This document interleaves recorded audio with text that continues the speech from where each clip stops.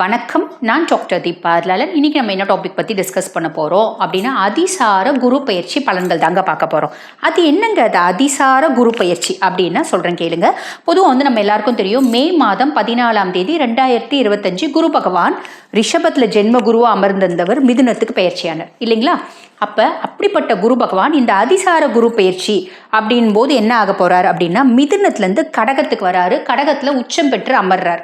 இதனோட காலகட்டம் என்னைக்கு கடகத்துக்கு வராரு அப்படின்னா அக்டோபர் 18 கடகத்துக்கு வந்து டிசம்பர் மாதம் 3ஆம் தேதி வரைக்கும் கடகத்திலேயே தான் அமர்ந்திருக்காரு. 3 மாதம் கழிச்சு கடகத்திலேருந்து திருப்பி மிதுனத்துக்கே போயிட போகிறார். 2026 மே மாதம் தான் குரு பகவான் பயிற்சி ஆகணும்.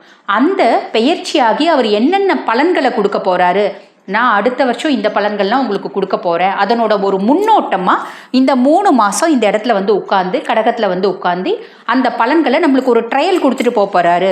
ஒரு படத்துக்கு டீசர் வரும் பார்த்தீங்களா, அந்த மாதிரி டீசர் நம்மளுக்கு காமிச்சிட்டு போக போகிறாரு அப்படின்னு அர்த்தம். இந்த 3 மாதம் உங்கள் லைஃப்பில் என்னென்ன மாதிரி விஷயங்கள் நடக்குது, இதே தான் வந்து பாருங்கள் 2026 மேலேருந்து 2027 மே வரைக்கும் நடக்க போகுது அப்படின்றத தெளிவாக புரிஞ்சுக்கோங்க.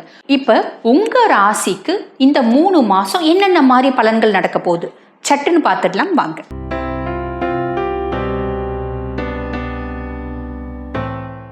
துளாராசி அன்பர்கள், உங்களுக்கு இந்த அதிசார குரு பயிற்சியில் வந்து பார்த்தீங்கன்னா குரு பகவான் மிதுனத்துலேருந்து கடகத்தில் வந்து உட்கார்ந்துட்டு இருக்கார். கடகத்தில் வந்து உட்கார்ந்துட்டு இருக்க குரு வந்து பார்த்தீங்கன்னா உங்களுக்கு கடகம் 10ஆம் பாவம் தொழில் ஸ்தானத்தில் குரு பகவான் உச்சம் பெற்று உட்கார்ந்துருக்காரு.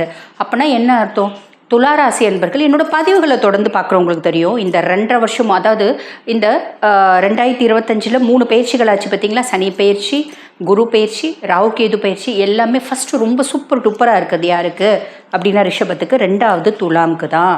அப்போ உங்களுக்கு அதில் 6 மாதம் கூட விட்டுருங்க, இன்னும் 2 வருஷம் சாலிடாக உங்களுக்கு நிறைய நல்லது அப்படின்றது நடக்க போகுது. அதுக்கும் மேலே வந்து பாருங்கள், இப்போ குரு பகவான் கடகத்தில் வந்து உட்கார்ந்துருக்கா அப்படின்னும் போது துளாராசி அன்பர்கள் நீங்கள் என்ன தொழில்னாலும் செய்யுங்க, ஒன்றும் இல்லைங்க. ஒரு சாதாரணமாக வந்து பாருங்கள், உப்பு புளி மிளகா வியாபாரம் பண்ணுறவங்களா இருந்தாலும் சரி, ஒரு பெரிய லெவலில் ஃபேக்ட்ரி வச்சு ஃபாரினுக்கு எக்ஸ்போர்ட் இம்போர்ட் பண்ணிக்கிறவங்களா இருந்தாலும் சரி, ஃபாரின்லேருந்து கூட்ஸை வர வைக்கிறது, திருப்பி வந்து ப்ரொடியூஸ் பண்ணுறது, ஒரு ப்ரொடக்ஷன் யூனிட் வச்சுருந்து திருப்பி ஃபாரினுக்கு எக்ஸ்போர்ட் பண்ணுறது, இந்த மாதிரி எவ்வளோ பெரிய தொழில் செய்கிறவங்களா இருந்தாலும் சரி, சாலிடாக உங்கள் தொழிலில் ஒரு மேன்மை, முன்னேற்றம், அப்லிஃப்ட்மெண்ட் நல்லது அப்படின்றது நடக்குங்க. இதுக்கு சாக்ஷாத் குரு பகவானே கேரண்டி அப்படின்னு சொல்லலாம். இது வந்து பாருங்கள், அவங்க செய்யக்கூடிய தொழிலுக்கு ஏற்ற மாதிரி லாபம், முன்னேற்றம் அப்படின்றது இருக்கும். உதாரணத்துக்கு இப்போ நான் ஒரு சின்ன, எனக்கு தெரிஞ்ச ஒரு எக்ஸாம்பிள் நான் உங்களுக்கு சொல்கிறேன்.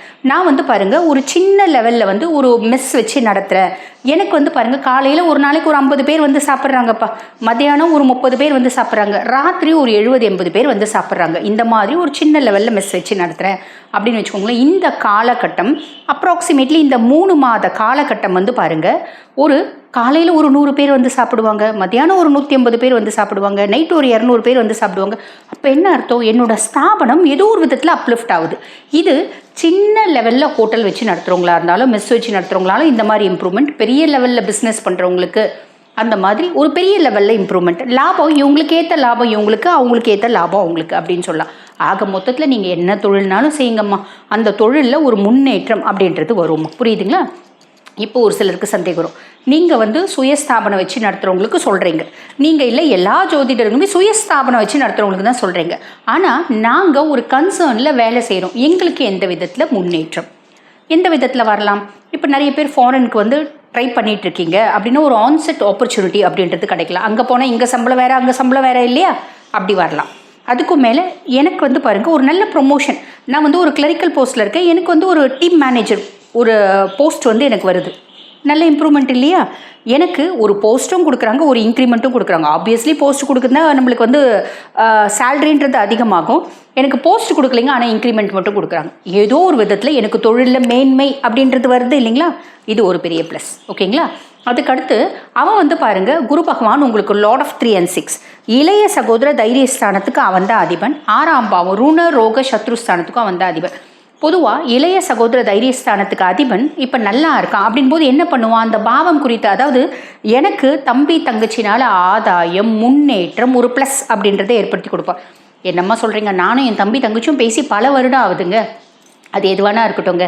தம்பி தங்கச்சினால ஒரு ஆதாயம், முன்னேற்றம், support, physically, mentally, economically, morally, இப்படி ஏதோ ஒரு சப்போர்ட் அப்படின்றது உங்களுக்கு கொடுப்பான். இது குரு பகவான் ஏற்படுத்தக்கூடியது. ஏன்னா அந்த பாவத்துக்கு அதிபன் ஒரு நல்ல ஸ்தானத்தில் வந்து உட்கார்ந்துட்டுருக்கான் அப்படின்போது தான் உட்கார்ந்துருக்க நல்ல ஸ்தானத்துக்கான பலனையும் கொடுப்பான். என் பாவம் எது, என் வீட்டுக்கு நான் எதாவது செய்யணும் அப்படின்னும் செய்வோம். புரியுதுங்களா?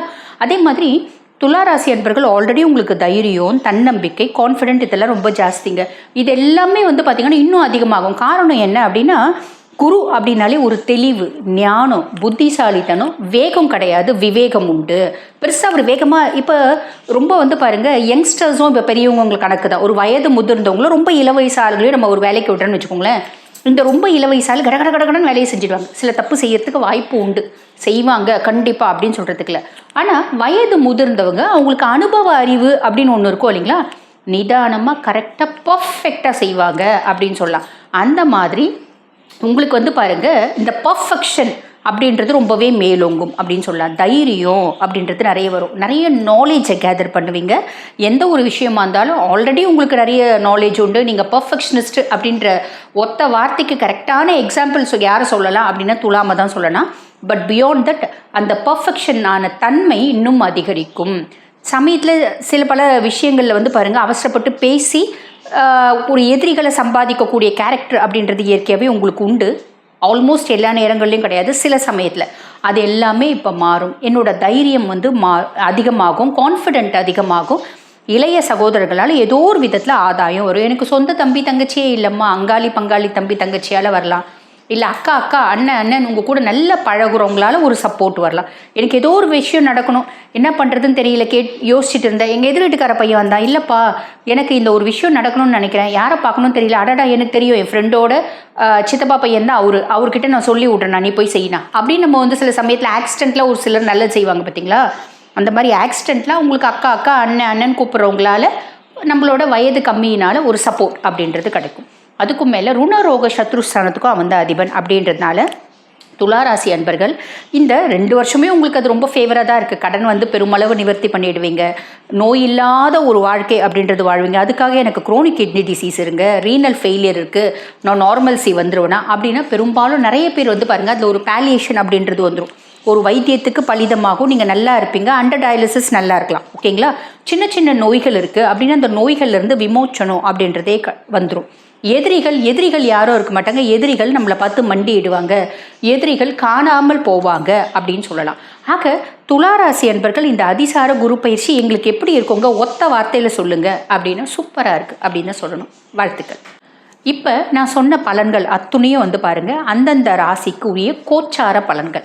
இப்போ இதை வந்து நான் நிறைய விஷயத்தில் நிறைய ராசிக்கு சொல்லும்போது உங்களோட சுய ஜாதகம் கம்பேர் பண்ணுங்கள் அப்படின்னு சொல்லியிருப்பேன்.